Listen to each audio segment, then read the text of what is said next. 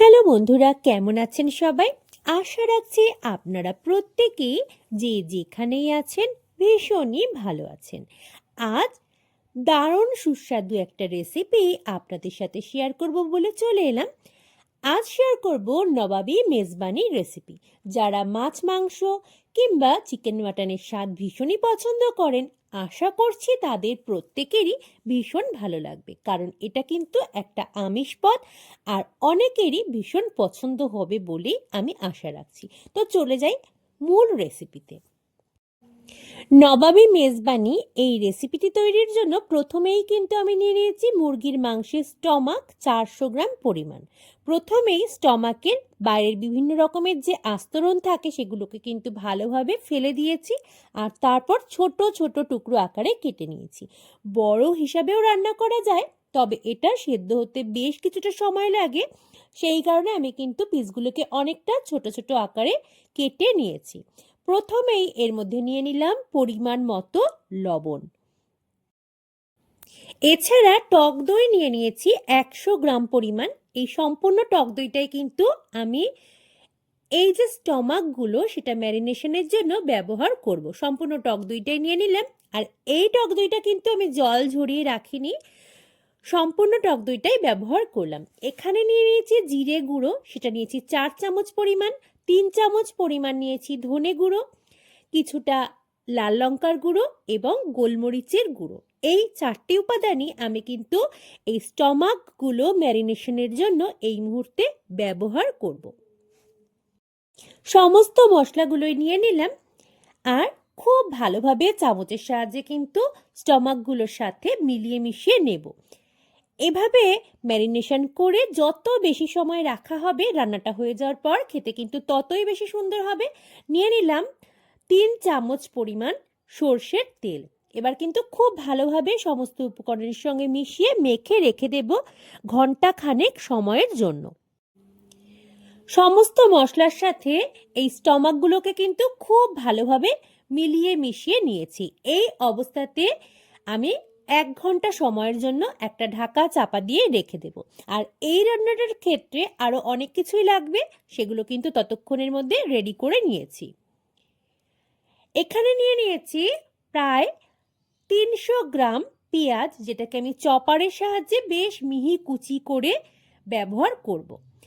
এটা কিন্তু বেটেও ব্যবহার করা যায়, তবে আজকের রান্নাটার জন্য আমি বেটে পেঁয়াজ ব্যবহার করছি না। দুটো মাঝারি সাইজের টমেটোকে ছোট ছোট টুকরো আকারে আমি কেটে নিয়েছি। এছাড়াও নিয়েছি আদা বাটা, এটা মিক্সিতে বাটা বলে একটু খিচ রয়েছে। আপনারা চাইলে শিলনোড়াতেও খুব ভালোভাবে মিহি পেস্ট বানিয়ে নিতে পারেন। রসুনটা আমি বেশিরভাগ রান্নার ক্ষেত্রেই এভাবেই থেতো করে ব্যবহার করি, আমার ভালো লাগে বলে। আপনারা চাইলে বেটে ব্যবহার করতে পারেন। আলুটা কিন্তু অপশনাল, আপনারা চাইলে ব্যবহার করবেন, না চাইলে ব্যবহার নাও করতে পারেন। আমি দুটো মাঝারি সাইজের আলুকে ছোট ছোট টুকরো আকারে কেটে ধুয়ে পরিষ্কার করে নিয়েছি। এদিকে দেখুন 1 ঘন্টা সময় হয়ে যাওয়ার পর মাংসটা কিন্তু অনেকটাই সফট হয়ে গেছে। চিকেন মাটনের যে কোনো রেসিপি বানানোর ক্ষেত্রে চিকেন বা মাটন কিছুক্ষণ ম্যারিনেশন করে রাখলে কিন্তু অনেক বেশি সফট হয় আর খেতেও বেশ ভালো লাগে। এবার নিয়ে নিলাম একটা কড়াই, আর তার মধ্যে নিয়ে নেব বেশ কিছু পরিমাণ সর্ষের তেল। আজকের রান্নাটা আমি সর্ষের তেলেই করব।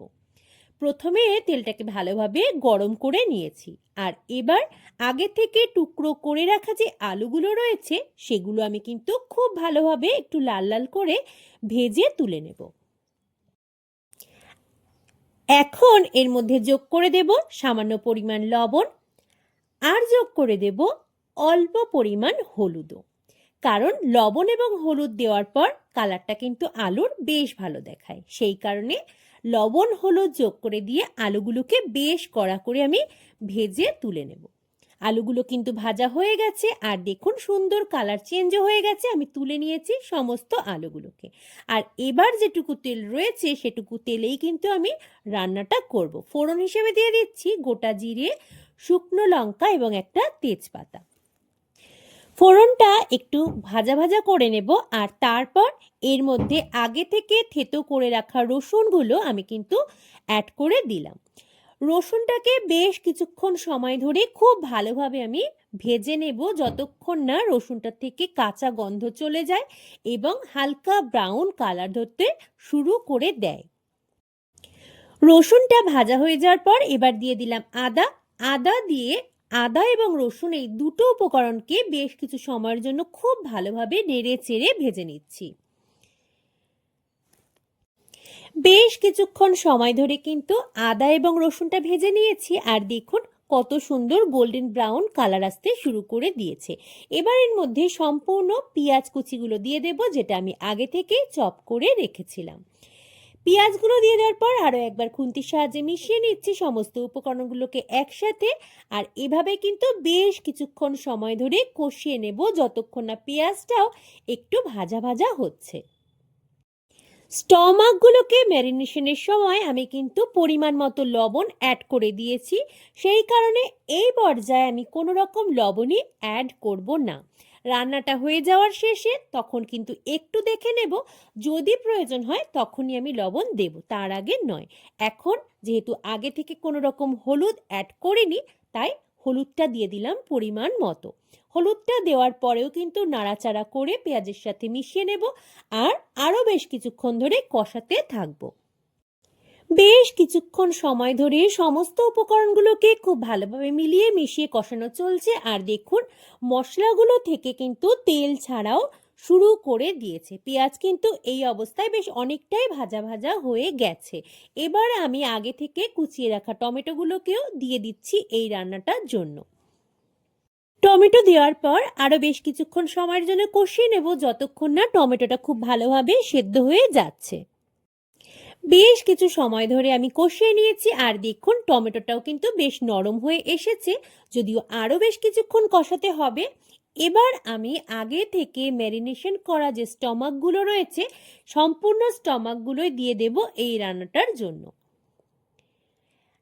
স্টমাক সেদ্ধ হতে বেশ কিছু সময় নেয়, আর আমি প্রথমে কিন্তু কোনো প্রকার জল ব্যবহার না করেই বেশ খানিকক্ষণ সময়ের জন্য কষিয়ে নেব। এর মধ্যে যেহেতু ম্যারিনেশনের জন্য আমি টক দই ব্যবহার করেছিলাম, সেই কারণে একটু ভালোভাবে কষানো হয়ে যাওয়ার পর এর মধ্যে থেকে কিন্তু জল ছাড়তে শুরু করে দেয়। দেখুন জল ছাড়তে অলরেডি শুরু করে দিয়েছে, যেহেতু আমি বেশ কিছুক্ষণ সময় ধরে স্টমাকগুলোকে কষিয়ে চলেছি। আরও বেশ কিছু সময় ধরে আমি কিন্তু কষিয়ে নেব, কারণ স্টমাক সেদ্ধ হতে সাধারণ চিকেনের তুলনায় অনেক বেশি সময় লাগে। আরও বেশ কিছু সময়ের জন্য খুব ভালোভাবে এগুলোকে কষিয়ে নিচ্ছি। স্টমাকগুলো ম্যারিনেশনের জন্য আমি কিন্তু ব্যবহার করেছিলাম লাল লঙ্কার গুঁড়ো, তাই এখন কোনো প্রকার লাল লঙ্কার গুঁড়ো আমি দিচ্ছি না। 1 চামচ পরিমাণ কাশ্মীরি লঙ্কার গুঁড়ো দিয়ে খুব ভালোভাবে আরও একবার মিলিয়ে মিশিয়ে নিচ্ছি। যেহেতু আমি টক দই ব্যবহার করেছিলাম, এর মধ্যে থেকে যে জল বেরোচ্ছে তাতেই কিন্তু মোটামুটি 50% স্টমাকগুলো কষানো হয়ে যাচ্ছে এবং সেদ্ধ হয়ে যাচ্ছে খুব ভালোভাবে। এবার আমি দিয়ে দিলাম আগে থেকে ভেজে রাখা আলুর টুকরোগুলো। এগুলো দিয়েও আরও একবার সমস্ত মশলার সাথে মিশিয়ে নিচ্ছি। আলুগুলো এর মধ্যে যুক্ত করার পর আরও কিছুক্ষণ সময় কষিয়ে নেব, কারণ যাতে এই আলুগুলোর মধ্যেও মশলার সম্পূর্ণ টেস্ট মিলে মিশে যায়। দেখুন খুব সুন্দরভাবেই কিন্তু মশলাগুলো কষানো হয়ে গেছে, এবং আমার এই যে স্টমাকগুলো সেটাও কিন্তু অনেকটাই সেদ্ধ হয়ে এসেছে। তেল ছেড়ে দিয়েছে সম্পূর্ণ মশলাগুলোর থেকে। এবার আরও একটু সেদ্ধ হতে দিতে হবে, সেই কারণে আমি একটা পাত্রে বসিয়ে দিয়েছি একটু জলকে গরম করতে। বেশ কিছুক্ষণ সময় ধরে আমি কিন্তু খুব ভালোভাবে কষিয়ে নিয়েছি আলুগুলো এবং স্টমাকগুলো। আলুগুলো অনেকটাই সেদ্ধ হয়ে এসেছে, আর স্টমাকগুলোও কিন্তু প্রায় 50% সেদ্ধ হয়ে গেছে। এবার আমি এর মধ্যে দিয়ে দেব আগে থেকে গরম করে রাখা 1 গ্লাস পরিমাণ জল। জলটা দিয়ে দিয়েছি, আর এবার কিন্তু খুব ভালোভাবে এটাকে সেদ্ধ হতে দেব, যতক্ষণ না পর্যন্ত স্টমাক এবং আলুগুলো একেবারে নরম হয়ে আসছে। আমি প্রায় মিনিট 10 সময়ের জন্য এটাকে বয়েলড হতে দিয়েছি, আর খুব সুন্দরভাবে কিন্তু ঝোল ফুটতে শুরু করে দিয়েছে। খুন্তির সাহায্যে দেখেও নিয়েছি আলু কিন্তু খুব ভালোভাবেই সেদ্ধ হয়ে গেছে, সাথে সেদ্ধ হয়ে গেছে স্টমাকগুলো। এবার আরও দুটো উপকরণ এর মধ্যে যুক্ত করা আমার বাকি রয়ে গেছে।